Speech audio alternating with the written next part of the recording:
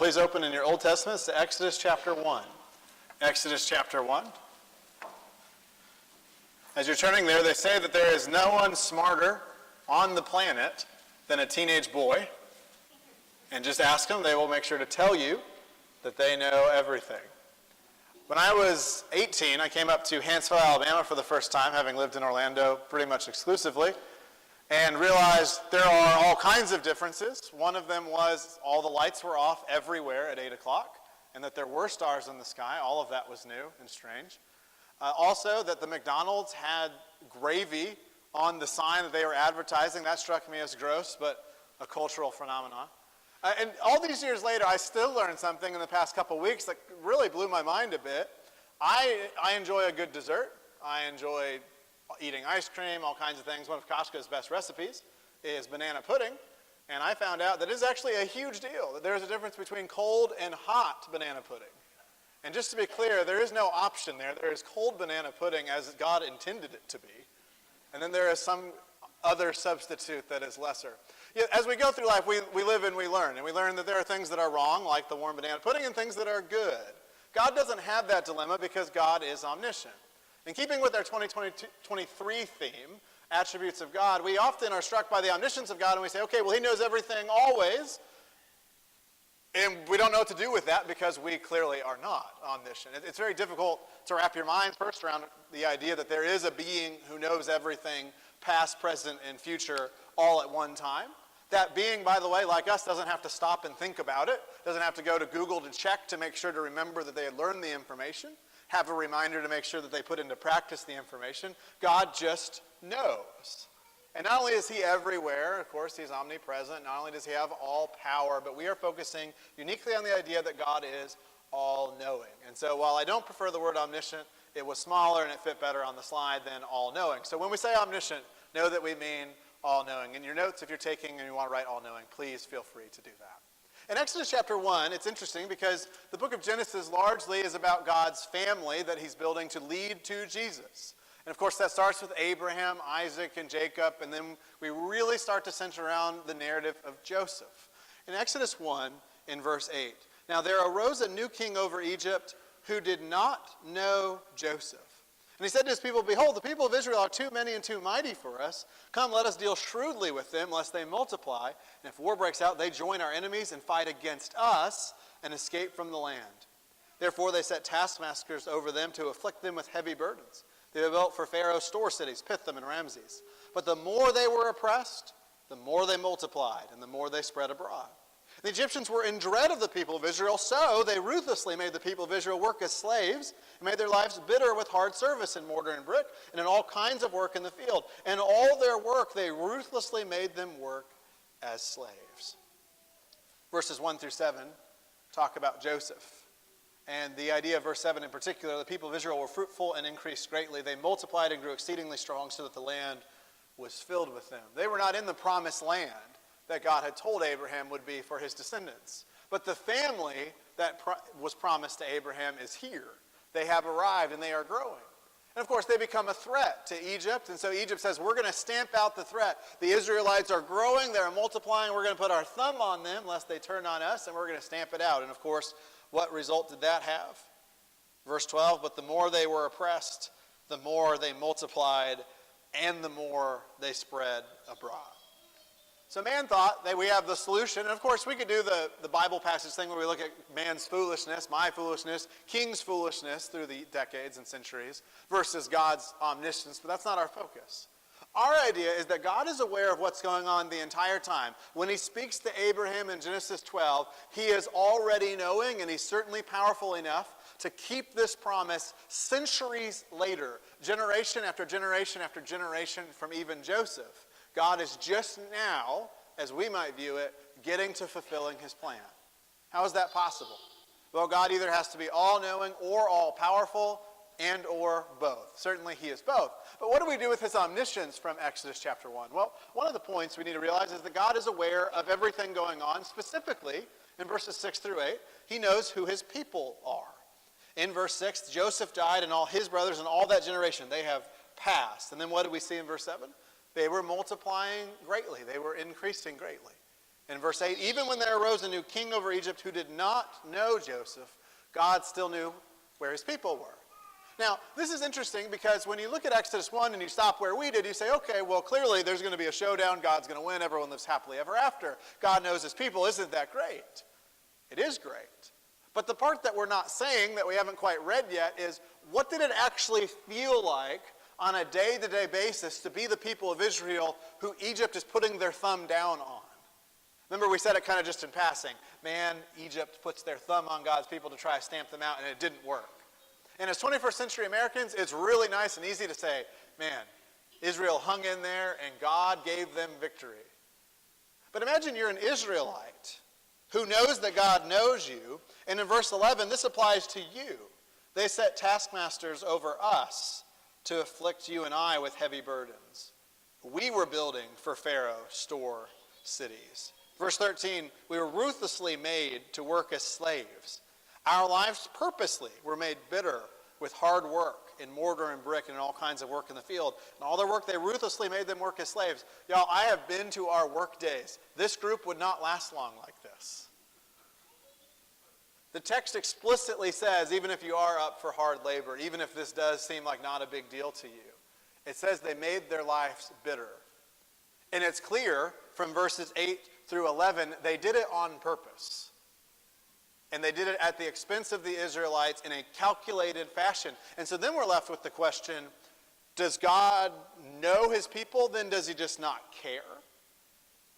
Is he not powerful enough to do something about it? How am I supposed to take comfort in knowing that God knows his people when he's watching them suffer? How is God's omniscience supposed to help me as a Christian when he's not going to do anything about his people who are suffering? Doesn't he see? Doesn't he know? Well, certainly we see that he does know in verse 11. As the taskmasters are set over them, and in verse 12, the more and more they're oppressed, what happens? They're increasing greatly. That might not have been much of comfort to them, like it is you and I reading this story. We read the story and we say, that's God at work. As man presses down, God's people expand and grow. But if you were there, that might be hard to realize, but that doesn't change the truth.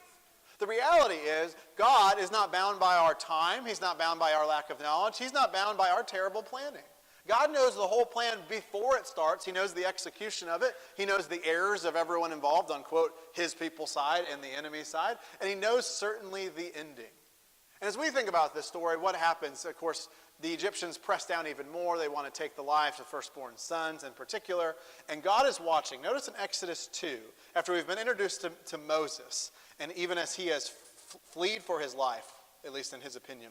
In verse 23 of Exodus 2, during those many days the king of Egypt died, and the people of Israel groaned because of their slavery and cried out for help. Their cry for rescue from slavery came up to God, and God heard their groaning. And God remembered his covenant with Abraham, with Isaac, and with Jacob. God saw the people of Israel, and God knew. What does it mean that God knew? God saw the people of Israel and knew. Did he forget? Did he not remember? Had he put on the back burner the promises to Abraham, Isaac, and Jacob? Is that the meaning of the word remember there? Of course not, because God is all-knowing, backwards and forwards, and present included, of course. He knew. The text is teaching us and our fallibility. God is aware of what's going on. He understands how the plan's going to unfold, and it's going to be slower than we wish. It's going to be more painful than we wish, but he's still aware of the entirety of the plan. But when they cried out for help, God heard. And when they are in their affliction at the end of chapter 2, God saw them, and he knew. Knew what? Knew that they were facing struggle. Knew that they were still his people. And knew that his plan for them was still to unfold. And he gets into that in chapter 3. Now Moses was keeping the flock of his father-in-law Jethro, the priest of Midian. And he led his flock to the west side of the wilderness and came to Horeb, the mountain of God. And the angel of the Lord appeared to him in a flame of fire out of the midst of a bush. And he looked, and behold, the bush was burning, yet it was not consumed. And Moses said, I will turn aside to see this great sight, why the bush is not burned. When the Lord saw that he turned aside to see, God called him out of the bush, Moses, Moses. And he said, here I am. And he said, do not come near. Take your sandals off your feet, for the place on which you are standing is holy ground. And he said, I am the God of your father, the God of Abraham, the God of Isaac, and the God of Jacob. And Moses hid his face, for he was afraid to look at God.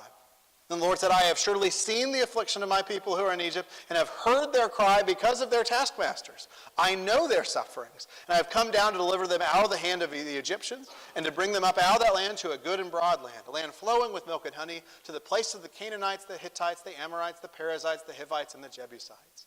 And now behold, the cry of the people of Israel has come to me, and I have also seen the oppression with which the Egyptians oppressed them.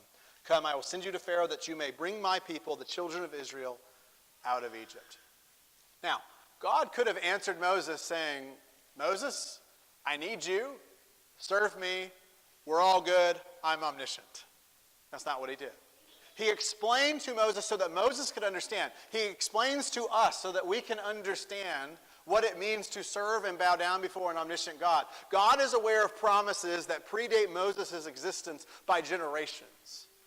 God is going to keep these promises even when it feels like it's taking longer than it actually is. He's going to keep the promises even when they aren't kept the way that we think they should. God is aware. He reminds Moses, I know who I am, the God of Abraham, Isaac, and Jacob. You should recognize me. He also calls out in verse 7, he wants Moses to know, in my omniscience, what can I do? I see you in your affliction. And by the way, the end of verse 7, I know your sufferings because of your taskmasters. He makes this point actually twice in verse 10. Come, I will send you to Pharaoh to bring you out of Egypt. Well, why Egypt? In verse 9, I have seen the oppression with which the Egyptians oppressed them. God is fully aware of who is oppressing his people. But he's also fully aware that he's going to use Moses over Moses' protest. He's going to take people out of Egypt under the protest of Pharaoh. He's going to make them their own nation, even though the Egyptians desperately want nothing of the sort to happen. God is aware of the whole plan, and it has some thorny parts to it that we just have to get over and trust. We'll talk about that as the lesson continues. The truth is, what we see from chapters 1 through 12, as we conclude even with the last plague. Of course, as we know, Moses is asked multiple times to serve and to lead his people, and he says, no, you got the wrong guy. No, you got the wrong guy. No, you made me wrong, which, by the way, God doesn't say, no, I didn't, and who are you to argue with me? But he points out, look, I have made you, but even in your weakness, I'm going to supply Aaron for you. You think you have a problem with speech? I'll deliver you someone who can help. God knows all of our weaknesses. He knows all of our strength. He knows what we need to do. And he even knows how Pharaoh's going to respond. One of the things he trains Moses in is, you're going to go before Pharaoh, and Pharaoh's going to say no. Pharaoh's not going to believe you. And it seems clear, as you read Exodus 5 through 12 in particular, that God is aware Pharaoh's even going to change his mind, and seems to even have a role in that plan all along. God knows everything about everyone, and everyone says, well, great. I'm so glad Greg told me something in about 10 minutes that I knew in about 4 seconds walking in. God knows everything about everyone. But there are some implications to this that are life-changing for us. My question isn't, do we understand God's omniscience from a capability? We can't. Do we appreciate, and could we state out loud on a Jeopardy champion board that God is omniscient? Of course. I'm wondering, why do we live as if we doubt God's omniscience? Because if God truly is all-knowing, and we would add, by the way, he's not simply all-knowing, he is all-powerful, he is all-loving, he has shown us who he is through his word, we would live vastly differently than we do. I think one of the reasons we doubt that, we show that in our lives, is we're distracted by our struggles. Because if I really believed God was aware of everything going on, my prayer life would be robust.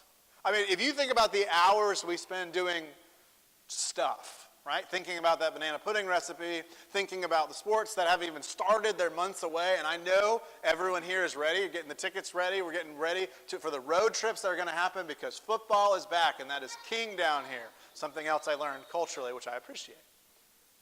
We are distracted by the fact that while we have weaknesses, and there are others who are in our spiritual family who have weaknesses, I'm not going to help them today, tomorrow, this week, not because I'm angry with them, not because I would say out loud I'm selfishly choosing me, but because I'm so busy with stuff I've put on my own plate unprompted, I'm not thinking about the fact that God's plan involves the idea that you and I serve. We're distracted. Maybe even, it's not just the good things, maybe I'm distracted actually by the rough things. Notice again in Exodus chapter 1 what's going on, and imagine this is you and I again. Therefore, we had taskmasters set over us to afflict us with heavy burdens. We were ruthlessly, verse 13, made to work as slaves. Our lives were made bitter with hard service in mortar and brick, in all kinds of work in the field. In all our work, we were ruthlessly made to work as slaves. Could we at least throw out there as a point of discussion that maybe if this was happening to you and I, and it still does in different ways today, that this might move my focus off of God's omniscience, or at least make me doubt either his power or his knowledge? Case in point, we've said this before. If I'm not praying as I should, I'm forced to one of two conclusions. I either don't really believe God can or will do anything about what I'm praying for, or I don't care enough to execute. Isn't that crazy, though? We say, I'm a Christian, I know better than that. Then why don't I do better than that? Because, in some cases, I'm focused on how bad things are and how it's not immediately fixed. In Exodus chapter 1, this is just the beginning of what we know even as 10 plagues. Moses hasn't even signed up for being a leader. He's not even born yet as of chapter 1, at least the way it chronologically reads. And we'd say, well, God has a plan, so I just got to be patient. I got to get through that. Yeah, good luck telling that to the person who's laboring in the sun being beaten by the Egyptians every single day. We can feel isolated. We can feel alone. And we think if God had a plan, he would have done something by now. Surely, if God sees me, he would do something. When it's not about us, it's really easy, isn't it? To say, hey guys, just hold on. It'll be better. If you get through a couple Bible pages, if you have a small print Bible, everything is going to be so much better. Just hang on. Have a little bit of patience. But when it's with me, I get caught up in my struggles because that's all I see. Of course, on the other side of this is I don't actually think about what God has revealed. Read with me again in Exodus 2. We're going to read these quickly, 23 through 25. During those many days, the king of Egypt died. The people of Israel groaned because of their slavery and cried out for help. Their cry for rescue from slavery came up to God. God heard their groaning, and God remembered his covenant with Abraham, with Isaac, and with Jacob. God saw the people of Israel, and God knew. In verse 7, the Lord said, I have surely seen the affliction of my people who are in Egypt, and have heard their cry because of their taskmasters, and I know their sufferings. And I have come down to deliver them out of the hand of the Egyptians, and to bring them up to that land, to a good and broad land, a land flowing with milk and honey. Verse 10, I will send you to Pharaoh that you may bring my people, the children of Israel, out of Egypt. Verses 16 through 19, as he's reasoning with Moses here. Go and gather the elders of Israel together and say to them, the Lord, the God of your fathers, the God of Abraham, Isaac, and Jacob, has appeared to me, saying, I have observed you and what has been done to you in Egypt. I promise that I will bring you up out of the affliction of Egypt to the land of the Canaanites, the Hittites, the Amorites, the Perizzites, the Hivites, and the Jebusites, a land flowing with milk and honey. They will listen to your voice. You and the elders of Israel shall go to the king of Egypt and say to him, the Lord, the God of Hebrews, has met with us, and now please let us go a 3 days' journey into the wilderness, that we may sacrifice to the Lord our God. But I know that the king of Egypt will not let you go unless compelled by a mighty hand. So, verse 20, I will stretch out my hand and strike Egypt with all the wonders that I will do in it. After that, he will let you go. Now we think about that, we say, okay, well, how does that apply to me? Well, God has just told Moses the entire plan. He did it in an abbreviated, abridged version. I'm sure everyone would appreciate in a sermon. But what he did was say, okay, I see your struggle. I have a plan for it. The plan is to use you to talk to Pharaoh, who's going to say no. Then I'm going to influence the situation to where Pharaoh lets you go, and we're going to live happily ever after. And you know what Moses' response to this is, right? Thank you. Let me pray more to you. No, Moses answered, chapter 4 and verse 1, behold, they will not believe me, or listen to my voice, for they will say, the Lord did not appear to you. Now, somebody is wrong. Moses or God. God just told Moses, I'm going to use you. Who do you go tell? The elders of Israel. And then my plan's going to come into place. Moses goes, they're not going to listen. Isn't that convenient, by the way, that Moses knows more than God? I guess maybe it's not just a teenage boy thing. I think that hits us in adulthood too. Maybe Moses wasn't trying to be arrogant on purpose. Maybe it was out of what we might call an extreme sense, a problematic sense of humility that says, I'm not qualified, they're not going to listen to me, they're not interested in my opinion. I think we worry about it because we know God has the knowledge of how the story ends. He even tells us the story that we're going to suffer in the meantime, but should look to Jesus as he endured the cross, despising the shame set before him. We just don't think about it because I'm caught up in how tough it is. because the grind of every single day has just gotten to me, and the plan hasn't shaped out the way I thought it was. And so I really stopped thinking about how the fact God is all-knowing and think, I know God's there and all-powerful, but it doesn't really mean much for me. And I think this is the problem, by the way, of the Bible. The Bible teaches us something very difficult, that we not only don't know everything, but that we are incapable of and will not know everything in this life. And people say, if God would just reveal this to me, I would be better. If God would have just revealed this piece of information, this mystery, I would have all I need. No, the answer is no. We see that in the Old Testament over and over and over again. God says, if you do X, Y, Z, you will have success. You know what the people do? They doubt, they question, they fail. Our knowledge has never been the problem. Our trust in God, our dwelling on the fact that God is overpowering my enemies and my circumstances, that has always been the sticky issue. Will I have enough faith to stand up to the giants in my path? If I trust God's plan and how he said, this is what happens when you have faith in me. Yes, there will be bumps. There will be failures on my part, failures of others. But notice, God didn't lose his omniscience in this just because Moses doubted. God is still omniscient despite Moses' failures. God didn't lose his omniscience when Pharaoh said no. He didn't lose his omniscience before this plan started and Israel is in slavery. This was God's plan the whole time. Why was it God's plan? I wish I knew. And I bet they did too. But they didn't. And it didn't change the fact that God was not only planning for them, he lovingly was preparing them for a special place in the history of the world, to be the family of Christ. We need to think about God's power and his knowledge more. Not just in a, I'm scared because God knows of my every thought and every action way. And not just in a, it's a good news that God sees how people were afflicting me way, but God has got this. I need to trust that his plan is best. I need to realize, unlike Moses, and we won't read this for the sake of time, but Moses has this back and forth at least 4 times, this argument with God. They're not going to listen to me. This isn't going to work. You have the wrong person. I know you're omniscient. I know you're God. I know you've had this centuries-long plan, but when it comes to me, it's just not going to work. Sometimes I doubt God's omniscience because my solutions to the problem aren't what God brings to the table. They aren't about God's knowledge and power. It's about what I can do. When I have a problem, I'm so used to problem solving. I'm so used to a culture that says it's about me. And if you want something, just work harder. If you want something, just be better. And in some ways, we can work harder. In some ways, we can study and get better. That I try to fix it. Some problems can't and won't be fixed by a strong work ethic, strong knowledge, or expertise. Unless we're talking about God's expertise, which isn't me in the first place. So one of the problems here is my solution relies on me, and God has always intended that his people rely on him. There's a difference. And if you don't see the difference, that's a red flag. That's a problem. Because we're not going to accidentally rely on God. That won't happen. Life, Satan, and people around us are all going to make it to where our default is to think about me, myself, and I. In good times, I'm going to thank myself, be content with myself, like the rich fool building up his barns.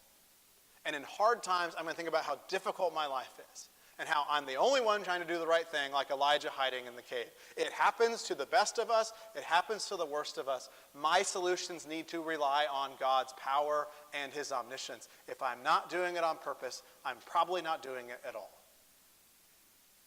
And if I know in 10 seconds walking in the church building God's omniscient, and nothing in my life is about that, that's a huge problem.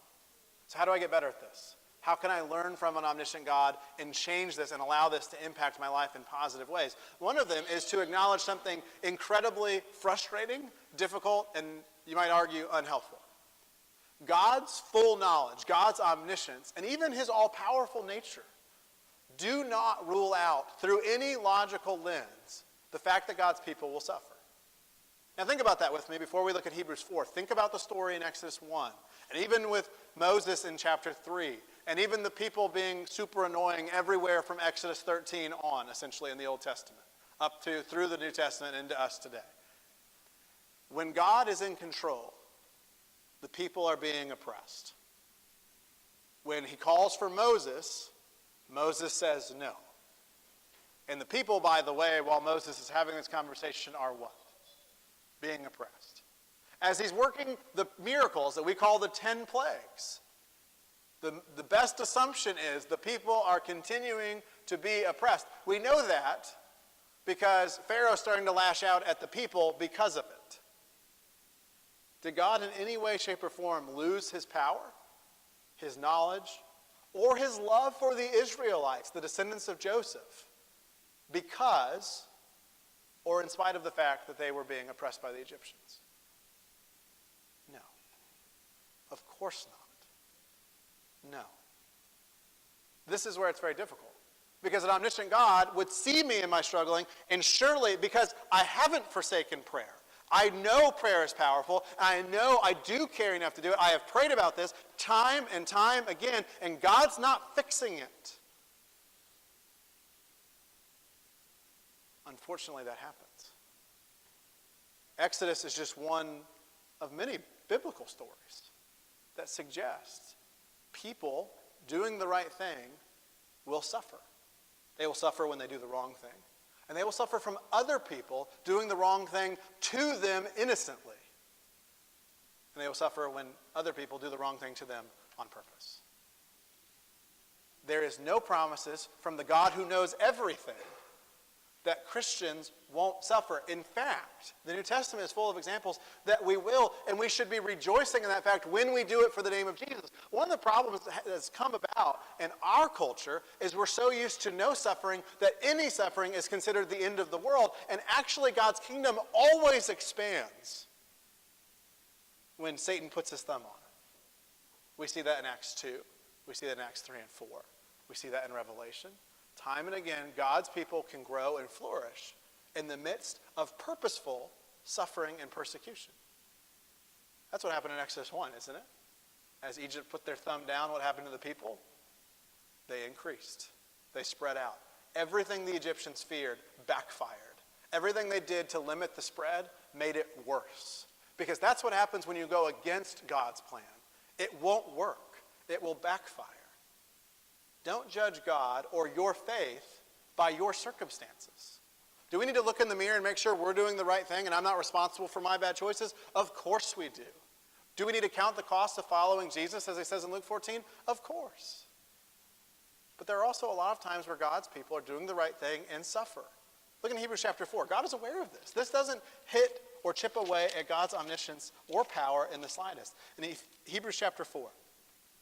Hebrews chapter 4 and verse 11. Let us therefore strive to enter that rest, so that no one may fall by the same sort of disobedience. For the word of God is living and active, sharper than any two-edged sword, piercing to the division of soul and of spirit, of joints and of marrow, and discerning the thoughts and intentions of the heart. No creature is hidden from his sight, but all are naked and exposed to the eyes of him to whom we must give account. Since then, we have a great high priest who has passed through the heavens, Jesus the Son of God. Let us hold fast our confession. For we do not have a high priest who is unable to sympathize with our weaknesses, but one who in every respect has been tempted as we are, yet without sin. Verse 13, God sees everything and everyone. And despite that, what did Jesus do for you and I? Not only did he die, not only was he resurrected, he was tempted as we were. Would it be fair to say Jesus suffered? Absolutely. Hebrews 12, 1 through 4 teach us what we need to do. Lay aside sin which clings so closely. Follow after Jesus, who endured great hostility. English Standard Version translation word. Full knowledge from God, full power from God, does not rule out suffering. And so when I suffer, what do I do about it? I need to be thankful that there's a plan that has a happy ending. Because the most depressing thought of all would be if I was suffering and there was nothing else. Suffering to the point of being with God has a happy ending, even if it has a tough present. And while we are used to and no one wants a tough present, sometimes it will happen. It might come for you today. It might come in 10 years, 15 years, maybe never. But when it does, and if it does, it doesn't change the fact that we should rely on God. We should be thankful in times of good and trust him in times that are trying. And when times are trying, what am I supposed to do about that? I need to know that God not only sees me, but he hears my cry. We read that twice already in Exodus chapter 2. God heard the cries. He heard the groaning of the Israelites, and when he saw them, it said God knew. But look at verse 16 where we left off in Hebrews 4. Let us then with confidence draw near to the throne of grace that we may receive mercy and find grace to help in time of need. What does it mean that God has a plan, that he can see everyone, that he sent Jesus to suffer and to be tempted as we have suffered and are tempted? It means that we can have confidence. Verse 16, on the previous basis, of which 11 through 15 is undoubtedly a part of the conclusion, we can draw near to his throne, where God is, in his omniscience, in his all-powerful nature. And we can have confidence that we will receive what we need. Notice, verse 16 did not say that we will find rest.